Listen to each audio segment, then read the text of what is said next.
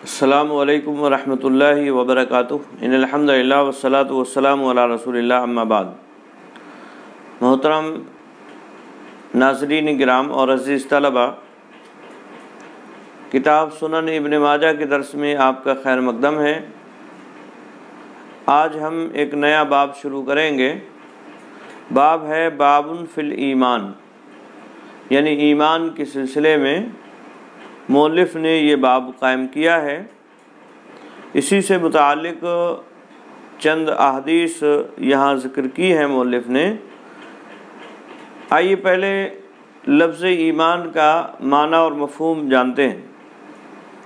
ایمان امن سے مشتق ہے اور اس کی ضد خوف آتی ہے، اور اسی طرح سے ایک لفظ اور ہے امانت، اور اس کی ضد خیانت آتی ہے۔ ایمان کی ضد کفر ہے۔ ایمان آمن یؤمن ایمانن کا مصدر ہے، جس کے معنی تصدیق اور یقین کرنے کے ہیں، اور یہ ایک ایسا معنی ہے جس کے مفہوم پر تمام اہل لغت کا اتفاق ہے، جس کی تائید سورہ یوسف کی اس آیت کریمہ سے بھی ہوتی ہے۔ حضرت یوسف علیہ السلام کے بھائیوں نے حضرت یعقوب علیہ السلام سے فرمایا تھا وَمَا أَنْتَ بِمُؤْمِنٍ لَنَا وَلَوْ كُنَّا صَادِقِينَ، اور آپ ہم پر یقین نہیں کریں گے چاہے ہم سچے ہی ہوں۔ تو یہاں لفظ مومن استعمال کیا انہوں نے اور کہا وما انت بمؤمن لنا، یعنی آپ ہم پر یقین نہیں کریں گے، آپ ہم پر بھروسہ نہیں کریں گے۔ تو مومن جو ایمان سے بنا ہے، اس کا مطلب بھروسہ کرنے والا اور یقین کرنے والا۔ تو یہاں اس کی وضاحت ہو رہی ہے اس آیت کریمہ سے، تو اس کا معنی ہوتا ہے یقین کرنا اور بھروسہ کرنا۔ اسی طرح سے اگر یہ لفظ فعل متعدی ہو کر استعمال ہو، آمن یؤمن ایمان، اگر یہ متعدی ہو کر استعمال ہو تو ایسی صورت میں اس کا معنی امن دینا ہوگا، امن دینا، خوف سے نجات دینا، جیسا کہ اللہ رب العالمین نے سورہ قریش کے اندر فرمایا وَآمَنَهُم مِّن خَوْفٍ، اور ان کو خوف سے امن دیا، یعنی اللہ رب العالمین نے انہیں خوف سے امن دیا۔ تو یہ اس کا لغوی معنی ہے۔ جہاں تک اس کے اصطلاحی معنی کی بات ہے تو اس کے معنی کے تعلق سے، اصطلاحی معنی کے تعلق سے علماء کے درمیان میں کافی اختلاف پایا جاتا ہے، اور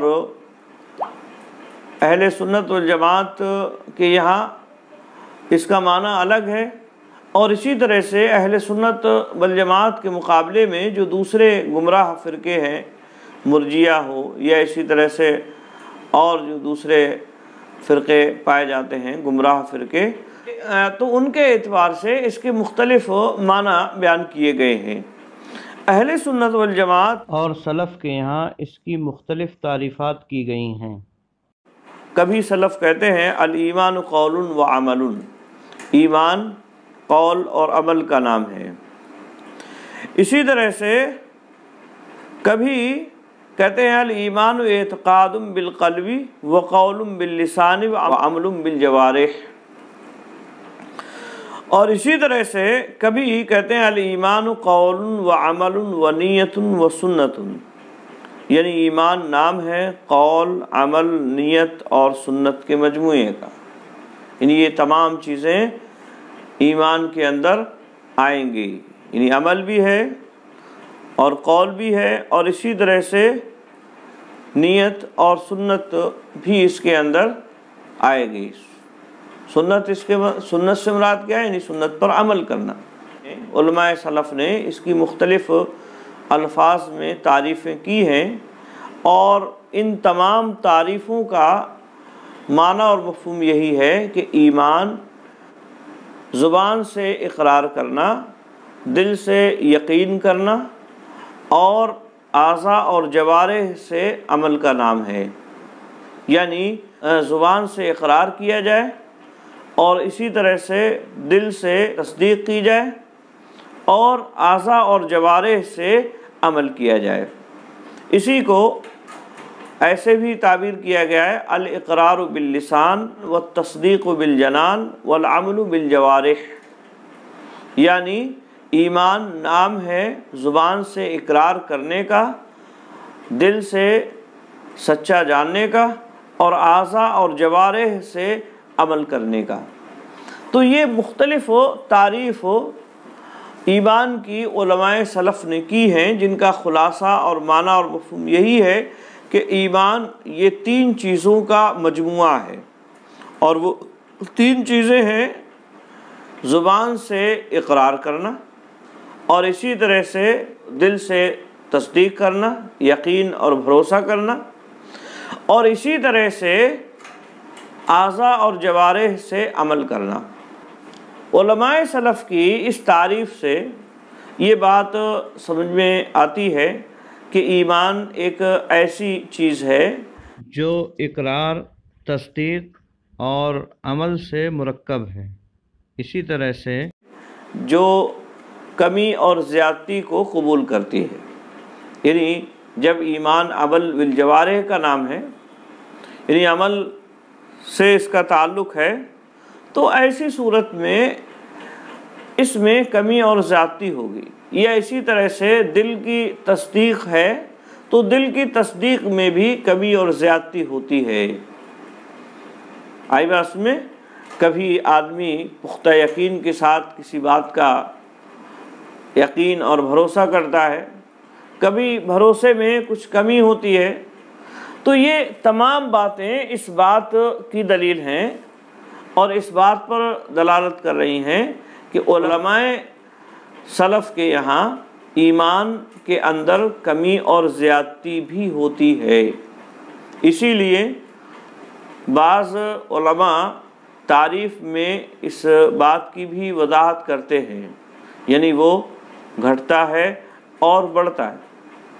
چنانچہ اس طرح سے بھی تعریف کی جاتی ہے، اور الایمان هو الاقرار باللسان والتصدیق بالجنان والعمل بالجوارح یزید وینقص، یا اسی طرح سے یزید بطاعت الرحمن وینقص بطاعت الشیطان، یعنی ایمان زبان سے اقرار کرنا اور دل سے تصدیق کرنا اور اسی طرح سے اعضاء اور جوارح سے عمل کرنے کا نام ہے، اور یہ رحمان کی اطاعت و فرمانبرداری سے بڑھتا ہے اور شیطان کی اطاعت و فرمانبرداری سے گھٹتا ہے۔ آئی بات میں تو یہ اہل سنت والجماعت یا علماء سلف کا ایمان کے تعلق سے موقف ہے، اور اسی بات کی تائید میں امام ابن ماجہ رحمہ اللہ نے احادیث نقل فرمائی ہیں باب فی الایمان میں۔ آئی بات میں جبکہ اہل سنت والجماعت کے مقابلے میں بعض جو دوسرے گمراہ فرقے ہیں وہ ایمان کی تعریف دوسرے انداز میں کرتے ہیں۔ ان میں سے بعض کا کہنا یہ ہے کہ ایمان صرف تصدیق کا نام ہے، یعنی زبان سے اقرار کریں یا نہ کریں، آپ کے دل میں اگر بات بیٹھ گئی اور بات آ گئی کہ ہاں ایسا ہے تو بس وہ ایمان ہو گیا۔ صرف تصدیق کا نام ایمان ہے، زبان سے اقرار کریں یا نہ کریں۔ آئی بات میں اسی طرح سے بعض نے یہ بھی کہا ہے کہ ایمان صرف اقرار کا نام ہے، اور اقرار اگر کر لیا ہے تو پھر ایسی صورت میں یہی اقرار کافی ہے، تصدیق یا عمل ہو یا نہ ہو۔ تو یہ مختلف تعریفیں یا اسی طرح کی اور بھی تعریفیں ایمان سے متعلق کی گئی ہیں۔ بعض گمراہ فرقوں کا آئندہ احادیث میں ذکر آئے گا، تو وہاں اس موقع پر ان کے ایمان سے متعلق کیا اعتقادات ہیں اس کی وضاحت انشاءاللہ العزیز کی جائے گی، لیکن یہاں صرف اتنی بات سمجھ لیں کہ ایمان لغوی اعتبار سے تصدیق اور یقین کرنے کا نام ہے، اور اسی طرح سے اصطلاحی اعتبار سے اہل سنت والجماعت کے ہاں الاقرار باللسان والتصدیق بالجنان والعمل بالجوارح یزید وینقص، یعنی زبان سے اقرار کرنا، دل سے یقین کرنا اور اعضاء اور جوارح سے عمل کرنا، یہ ہے ایمان جو گھٹتا ہے اور بڑھتا بھی ہے۔ یعنی اطاعت و فرمانبرداری جب بندہ کرے گا اللہ رب العالمین کی، اس کے رسول کی، تو اس میں اضافہ ہوگا، اور اسی طرح سے اگر وہ اس کی نافرمانی کرے گا، اس کے رسول کی نافرمانی کرے گا، اور اسی طرح سے شیطان کی اطاعت و فرمانبرداری کرے گا، تو ایسی صورت میں اس میں کمی واقع ہوتی ہے۔ آئی بات میں؟ تو یہ ہے اہل سنت والجماعت کے موقف کا خلاصہ ایمان سے متعلق، کہ وہ ایمان کو کس طرح سے سمجھتے ہیں، اور ایمان گویا کہ یہ تین چیزوں کا مجموعہ ہے، یعنی زبان سے اقرار کرنا، اور اسی طرح سے دل سے تصدیق کرنا، اور اعضاء اور جوارح سے عمل کرنا۔ اگر کوئی آدمی زبان سے اقرار نہیں کرتا ہے، اگرچہ وہ دل میں اس کو سچا جانتا ہے، تو ایسی صورت میں یہ ایمان نہیں ہوگا، یہ کفر ہوگا۔ آئی بات میں؟ تو یہ جو ہے ایمان میں داخل نہیں ہوگا، یہ ایمان نہیں کہلائے گا جب تک کہ وہ اقرار نہیں کرتا ہے زبان سے۔ بہت سارے لوگ ایسے رہے جو دل میں تصدیق کرتے تھے، دل میں ان کے تھا کہ ہاں یہ صحیح بات ہے، یہ درست ہے، لیکن زبان سے اس کا اقرار نہیں کیا، اور ان کا یہ دل کا تصدیق کرنا معتبر نہیں مانا گیا شریعت میں۔ آئی بات میں؟ تو یہ یاد رہے کہ اگر اقرار نہیں ہے اور اگرچہ دل میں تصدیق ہے، یہ اسی طرح سے اعضاء اور جوارح سے عمل بھی ہے بعض چیزوں میں، یہ تمام چیزوں میں اگر زبان سے اقرار نہیں ہے، اگرچہ دل سے تصدیق ہے، پھر بھی یہ ایمان معتبر نہیں ہوگا اور یہ کفر ہی مانا جائے گا۔ آئی بات میں؟ اسی طرح سے اگر کوئی آدمی زبان سے اقرار کرتا ہے لیکن دل سے تصدیق نہیں کرتا ہے، دل میں اس کے کفر ہے، تو اس کو نفاق کہتے ہیں، اس کو نفاق کہتے ہیں۔ یعنی ایسا آدمی منافقین کی صف میں ہوگا جو زبان سے ایمان کا اقرار کر رہا ہے، زبان سے کہتا ہے کہ میں مومن ہوں، زبان سے کہتا ہے کہ میں ایمان لایا اللہ اس کے رسول پر، یا اسی طرح سے جو بھی ایمانیات کی چیزیں ہیں ان پر، لیکن دل سے وہ تصدیق نہیں کرتا ہے، تو ایسا شخص منافق ہوگا اور اسے نفاق کہتے ہیں۔ اور اسی طرح سے اگر کوئی آدمی زبان سے اقرار کرے، دل سے تصدیق بھی کرے، لیکن عمل نہیں کرتا ہے، تو ایسی صورت میں عمل نہ کرنے کی وجہ سے اسے فاسق کہا جائے گا، گناہگار کہا جائے گا، نافرمان اسے کہا جائے گا۔ آئی بات میں؟ ہاں، تو یہ جو ہے یہ فسق ہے، یہ فجور ہے۔ تین ارکان ہیں ایمان کے، یعنی زبان سے اقرار کرنا، اور اسی طرح سے دل سے تصدیق کرنا، اور اعضاء اور جوارح سے عمل کرنا۔ یہ ایمان کے تین ارکان ہیں، لیکن یہ تینوں ارکان ایک جیسے نہیں ہیں، ٹھیک ہے؟ تینوں ارکان ایک جیسے نہیں ہیں، یعنی اگر اقرار کرتا ہے اور اسی طرح سے تصدیق بھی کرتا ہے اور عمل نہیں کر رہا ہے، تو عمل نہ کرنے کی وجہ سے اسے ایسا نہیں ہے کہ اسے کافر کہہ دیا جائے یا وہ کافر ہو جائے۔ ہاں بعض اعمال سے متعلق اختلاف ہے، جیسے ترک صلاۃ ہے، اس سے متعلق اختلاف ہے کہ وہ کافر ہوگا یا نہیں ہوگا، تو وہ ایک الگ مسئلہ ہے، تو بعض اعمال سے متعلق ہے یہ بات، لیکن عمومی بات یہی ہے کہ اعمال کے ترک کرنے سے کوئی کافر نہیں ہو جاتا ہے۔ یہ اہل سنت والجماعت کا عمومی موقف ہے، اور اہل سنت والجماعت اسی بات کو اختیار کرتے ہیں۔ خوارج کا موقف اس سلسلے میں بہت سخت ہے، اور وہ اعمال کو بھی ایمان کے اندر ایسے ہی رکن کی حیثیت دیتے ہیں جیسے اقرار کی یا تصدیق بالجنان کی ہو۔ یعنی اگر کوئی آدمی اعمال نہیں کرتا ہے، عمل نہیں کرتا ہے ایمان کے تقاضوں کے مطابق، تو ایسا آدمی مومن کہلانے کا حقدار نہیں ہے، وہ کافر ہے، وہ اسلام سے خارج ہے۔ مرتکب کبیرہ کافر ہے، اسی لیے ان کے یہاں بڑے گناہوں کا ارتکاب کرنے والا ان کے ہاں کافر ہو جاتا ہے۔ آئی بات میں؟ اہل سنت والجماعت کے موقف کی تائید میں مؤلف نے یہاں چند احادیث نقل فرمائی ہیں۔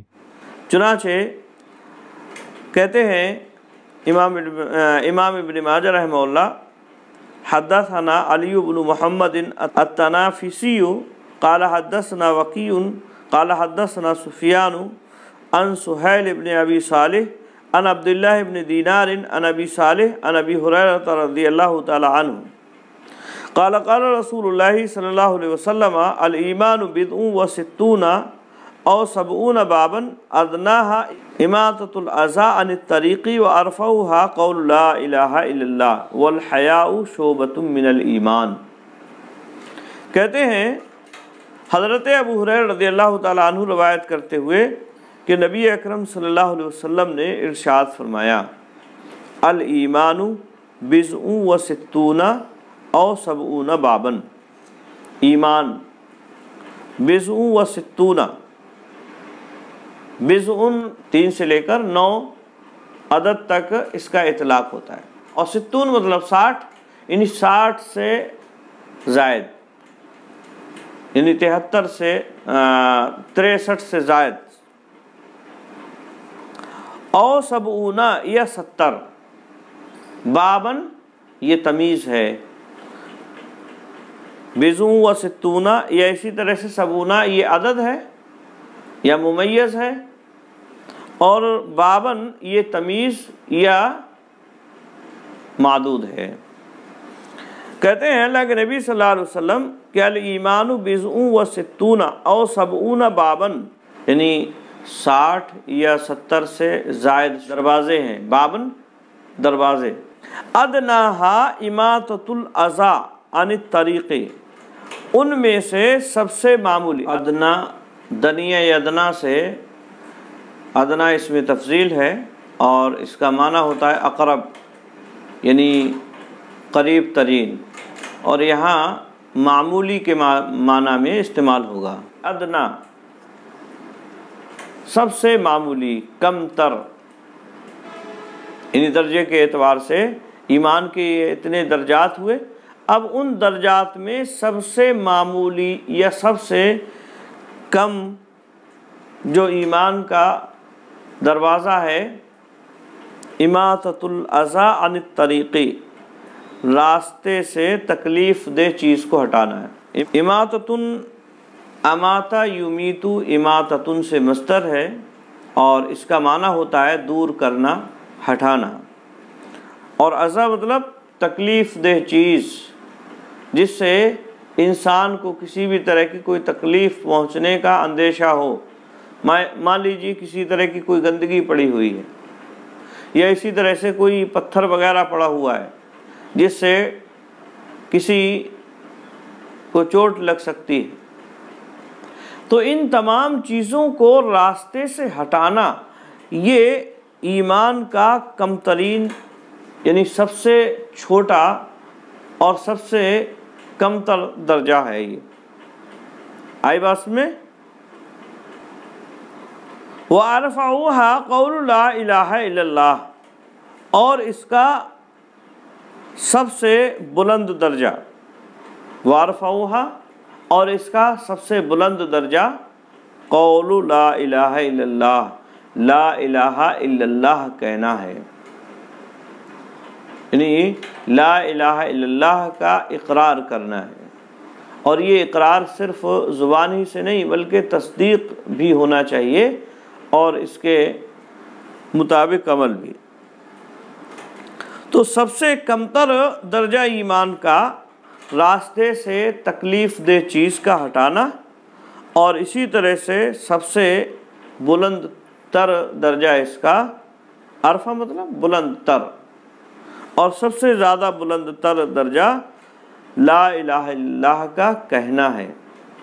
والحیاء شعبۃ من الایمان، اور حیا ایمان کا ایک شعبہ ہے۔ الحیاء، حیا سے مراد وہ اخلاقی کیفیت ہے جس کی وجہ سے انسان معیوب امور سے پرہیز کرتا ہے اور اسی طرح سے حقدار کے حق میں کوتاہی نہیں کرتا ہے۔ شعبۃ مطلب شاخ، یا اسی طرح سے فرقۃ یا قطعۃ من الشیء، یعنی شعبہ کا مطلب شاخ، یا اسی طرح سے فرقہ گروہ، یا اسی طرح سے کسی بھی چیز کا کوئی ٹکڑا۔ تو یہاں مطلب یہ ہے کہ الحیاء شعبۃ من الایمان، حیا ایمان کا ایک شعبہ ہے، یعنی ایمان کی ایک شاخ ہے۔ والحیاء شعبۃ من الایمان، اور حیا ایمان کی ایک شاخ ہے، ایمان کا ایک شعبہ ہے، یعنی مختلف ایمان کے شعبے ہیں، مختلف ایمان کی شاخیں ہیں، ان میں سے ایک شاخ حیا بھی ہے۔ آئی بات میں؟ تو یہ ایمان کی مثال گویا کہ ایک درخت کی ہے، زبان سے اقرار کرنا اور دل سے یقین کرنا، یہ ایک طرح سے جڑ کی حیثیت رکھتی ہے کہ اگر ان میں سے کوئی بھی چیز ختم ہو جائے، چاہے اقرار ختم ہو یا اسی طرح سے دل سے تصدیق ختم ہو، وہ جڑ یا ایمان بالکل ختم ہو جاتا ہے، وہ درخت ایمان کا بالکل ختم ہو جاتا ہے، اور شاخیں کوئی فائدہ انسان کو نہیں دیں گی۔ آئی بات میں؟ تو سب سے مضبوط ارفع جو اس کی شاخ ہے وہ کیا ہے؟ قول لا الہ الا اللہ، یعنی جڑ ہے ایک طرح سے یہ، اور اس کے مطابق عمل کرنا۔ ٹھیک ہے؟ تو یہ لا الہ الا اللہ کا اقرار کرنا یا اسی طرح سے دل سے اس کی تصدیق کرنا، یہ جڑ کی حیثیت رکھتا ہے اس ایمان کے درخت کے لیے، کہ اگر اس میں سے کوئی بھی چیز ختم ہوئی تو وہ جڑ نیست و نابود ہو گئی اور ایمان ختم ہو گیا، ایمان باقی نہیں رہا۔ جبکہ اور جو دوسری چیزیں ہیں، مثلا راستے سے تکلیف دہ چیز کا ہٹانا یا اسی طرح سے حیا ہے، تو یہ ساری چیزیں یہ ایک طرح سے ایمان کی شاخیں ہیں، ایمان کے درخت کی شاخیں ہیں۔ ان میں سے اگر کوئی چیز مان لیجئے ختم ہو جاتی ہے یا کم ہو جاتی ہے تو ایمان کا درخت بالکل ختم نہیں ہوگا، ایمان بالکل ناپید نہیں ہوگا، بلکہ اس کے اندر نقص اور کمی واقع ہو جائے گی۔ جیسے مان لیجئے کوئی ایک شاخ درخت کی ٹوٹ جائے، ختم ہو جائے، مختلف شاخیں ہیں اس کی، تو وہ درخت اپنی جگہ قائم رہتا ہے اور اس کے اندر ہریالی بھی برقرار رہتی ہے، وہ بالکل ختم نہیں ہوتا ہے۔ آئی بات میں؟ تو ایسے ہی ایمان کی مختلف شاخیں ہیں جن سے ایمان کے اندر کمی تو واقع ہوگی، نقص تو واقع ہوگا، لیکن ایسا نہیں ہے کہ بالکل ختم ہو جائے، ایسا نہیں ہے کہ بالکل ختم ہو جائے۔ آئی بات میں؟ تو یہ حدیث اس بات کی دلیل ہے کہ ایمان کے اندر کمی اور زیادتی آتی ہے۔ کیسے کمی اور زیادتی آتی ہے؟ جیسے حیا کو اللہ رب العالمین نبی اکرم صلی اللہ علیہ وسلم نے ایمان کی شاخ قرار دیا، اور ایمان میں حیا میں کمی اور زیادتی ہوتی ہے، کسی میں حیا کم ہوتی ہے، کسی میں زیادہ ہوتی ہے۔ تو یہ ایمان گھٹتا بڑھتا ہے، اور اسی طرح سے یہ عمل کا بھی نام ہے، ایمان عمل کا نام ہے۔ یہ بھی اس حدیث سے بات معلوم ہو رہی ہے، کئی باتیں اس حدیث سے معلوم ہو رہی ہیں، اور وہ یہ کہ ایمان عمل جو ہے ایمان میں داخل ہے، ٹھیک ہے، کیونکہ راستے سے تکلیف دہ چیز کا ہٹانا یہ عمل ہے، اور اس کو بھی ایک باب قرار دیا رسول اللہ صلی اللہ علیہ وسلم نے، ایک شاخ قرار دیا رسول اللہ صلی اللہ علیہ وسلم نے۔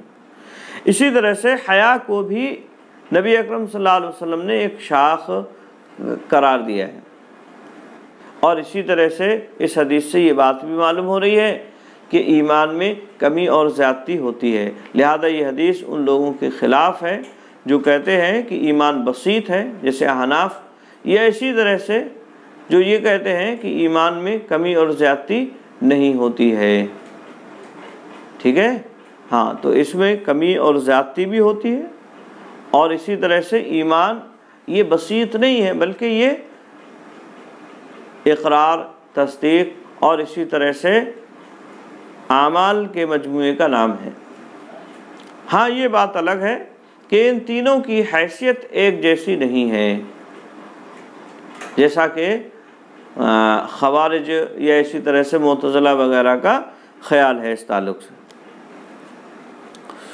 اسی طرح سے اگلی حدیث مؤلف کہتے ہیں قال حدثنا ابو بکر بن ابی شیبہ قال حدثنا ابو خالد الاحمر عن ابن عجلان وقال حدثنا عمرو بن رافع قال حدثنا جرير عن سهيل جميعا عن عبد الله بن دينار عن ابي صالح عن ابي هريره رضي الله تعالى عنه عن النبي صلی اللہ علیہ وسلم نحوه۔